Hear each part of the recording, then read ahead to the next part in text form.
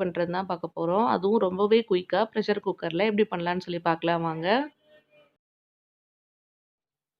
இப்போ நான் ஒரு ப்ரெஷர் குக்கர் அடுப்பில் வச்சுருக்கேன். அடுத்ததாக தேவையான அளவு ஆயில் சேர்த்துக்கோங்க. அடுத்ததாக பட்டை, கிராம்பு, பிரிஞ்சி இலை இதெல்லாம் சேர்த்துடலாம். சேர்த்துட்டு இதெல்லாம் நல்லா பொரிஞ்சு வரட்டும். அது வரைக்கும் வெயிட் பண்ணலாம். அடுப்பை வந்து லோ ஃப்ளேமில் வச்சுக்கோங்க. கரைஞ்சிருச்சுன்னா வந்து வாசனை வேறு மாதிரி இருக்கும், நல்லா இருக்காது. அடுத்ததாக 1 ஸ்பூன் அளவுக்கு இதில் சீரகம் சேர்த்துக்கலாம். சீரகமும் நல்லா பொரிஞ்சு வரட்டும், அது வரைக்கும் வெயிட் பண்ணலாம். இதெல்லாம் நல்லா பொரிஞ்சு வந்ததுக்கப்புறமா கட் பண்ணி வச்சுருக்க ஆனியன் சேர்த்துக்க போகிறேன். நான் நீல வாக்கில் 2 ஆனியன் கட் பண்ணி வச்சுருக்கேன். கூடவே பச்சை மிளகாயும் கட் பண்ணி வச்சுருக்கேன். அதை சேர்த்துடுறேன். உங்கள் காரத்துக்கு தகுந்த மாதிரி பச்சை மிளகாய் சேர்த்துக்கோங்க. வேறு எதுவுமே நம்ம காரத்துக்கு சேர்க்க போகிறதில்ல. அதனால் பச்சை மிளகாய் வந்து சரியாக சேர்த்துக்கோங்க. கூடவே வந்து 2 ஸ்பூன் அளவுக்கு இஞ்சி பூண்டு பேஸ்ட்டை சேர்த்துடலாம். சேர்த்துட்டு ஒரு தடவை நல்லா மிக்ஸ் பண்ணி விட்டுடுங்க. வெங்காயம் வந்து நல்லா வதங்கி வரணும் கண்ணாடி பதத்துக்கு. அது வரைக்கும் வந்து நல்லா மிக்ஸ் பண்ணி விட்டுடலாம். பாருங்க, இந்த அளவுக்கு நல்லா வதங்கி வந்ததுக்கு அப்புறமா கட் பண்ணி வச்சிருக்க காயெல்லாம் சேர்த்துடலாம். நான் வந்து இன்னைக்கு கேரட், பீன்ஸ், உருளைக்கிழங்கு எடுத்து வச்சிருக்கேன். அது இதில் சேர்த்துடுறேன்.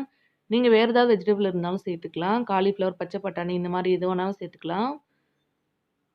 அவ்வளோதான். இதெல்லாம் சேர்த்ததுக்கு அப்புறமா ஒரு தடவை நல்லா மிக்ஸ் பண்ணி விட்டுடுங்க. காய் வந்து நல்லா வதங்கி வரட்டும். கூடவே கொஞ்சமாக உப்பு சேர்த்துக்கலாம். சேர்த்துட்டு நல்லா வதக்கிக்கலாம். அடுப்பை வந்து லோ ஃப்ளேமில் வச்சுக்கோங்க. இஞ்சி பூண்டு பேஸ்ட்டு சேர்த்ததுக்கப்புறமா லைட்டாக எனக்கு கரைஞ்சிருச்சு. அவ்வளோதான். இதெல்லாம் சேர்த்ததுக்கப்புறமா கொஞ்சமா சால்ட் சேர்த்துட்டு, இது வந்து இப்போ நல்லா வெந்து வரட்டும். அது வரைக்கும் வெயிட் பண்ணலாம். அடுத்ததா காயெல்லாம் நல்லா வெந்ததுக்கப்புறமா கொஞ்சமா புதினா, கொத்தமல்லி எடுத்து வச்சிருக்கேன். அது இதில் சேர்த்துடுறேன். 2மே ஒரு கைப்பிடி அளவு எடுத்து வச்சிருக்கேன். அது இதில் சேர்த்துட்டு ஒரு தடவை மிக்ஸ் பண்ணி விட்டுடலாம்.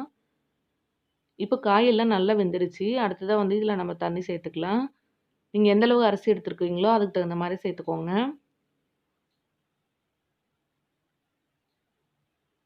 இப்போ இதில நான் தேவையான அளவு வாட்டர் சேர்த்துட்டேன்.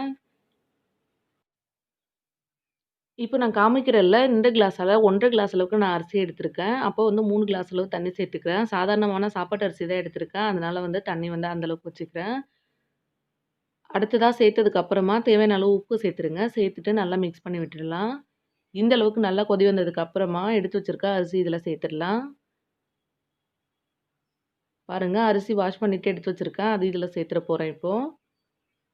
அரிசி சேர்த்ததுக்கு அப்புறமா நல்லா கிண்டி விட்டுட்டு ஒரு தடவை வந்துட்டு உப்பு செக் பண்ணிக்கோங்க. உப்பு சரியா இருக்கான்னு சொல்லி இப்போ பார்த்துக்கோங்க. லைட்டா வந்து உப்பு அதிகமா இருக்கணும். அப்பதான் வந்து சரியா இருக்கும். உப்பு செக் பண்ணதுக்கப்புறமா ஒரு கொதி வந்ததுக்கப்புறமா மூடி போட்டுட்டு நல்லா வேக வச்சிடலாம். 2 விசில் வந்ததுக்கப்புறம் ஆஃப் பண்ணிடலாம். பாருங்க, அரிசி சேர்த்ததுக்கப்புறம் ஒரு தடவை நல்லா மிக்ஸ் பண்ணி விட்டுறேன். ஒரு தடவை உப்பு செக் பண்ணிக்கோங்க இப்போ. அடுத்ததா வந்து ஒரு 1/2 லெமன் எடுத்து வச்சிருக்கேன். அதோட ஜூஸ் வந்து இதில சேர்த்துடலாம். அப்பதான் ஒட்டாம நல்லா வரும். அவ்வளோதான் சேர்த்தாச்சு. இப்போ வந்து நான் மூடி போட்டுற போறேன். லைட்டா கொதி வருது பாருங்க. இப்போ வந்து மூடி போட்டுறலாம். இது வந்து ரொம்ப சிம்பிள் தான். ரொம்பவே சீக்கிரமா செஞ்சிடலாம். அப்படியே பாருங்க 2 விசில் வந்ததுக்கப்புறமா நான் அடுப்ப ஆஃப் பண்ணிட்டு ஓப்பன் பண்ணி காட்டுறேன். ரொம்பவே சூப்பரா இருந்தது. பாருங்க, பார்க்கறதுக்கு எவ்வளோ சூப்பரா இருக்குன்னு. டேஸ்ட்டுமே ரொம்பவே நல்லா இருந்தது. கண்டிப்பா நீங்களும் செஞ்சு ட்ரை பண்ணி பாருங்க. இது மார்னிங் டைம்ல கூட ரொம்பவே சீக்கிரமா செஞ்சிடலாம். லஞ்ச் பாக்ஸுக்குலாம் வந்து ரொம்பவே சீக்கிரமா செஞ்சிட முடியும். மதியத்துக்கு பார்த்தீங்கன்னா நல்லாயிருக்கும். அவ்வளோதான் பாருங்க. அரிசி ஒண்ணு கூட ஒட்டாம எவ்வளோ உதிரியா சூப்பரா வந்திருக்குன்னு. நீங்களும் செஞ்சு ட்ரை பண்ணி பார்த்துட்டு எப்படி வந்ததுன்னு சொல்லி என் கூட கமெண்ட்ல ஷேர் பண்ணிக்கோங்க. அடுத்த ஒரு இன்ட்ரெஸ்டிங்கான வீடியோல பார்க்கலாம். அதுவரைக்கும் பாய்.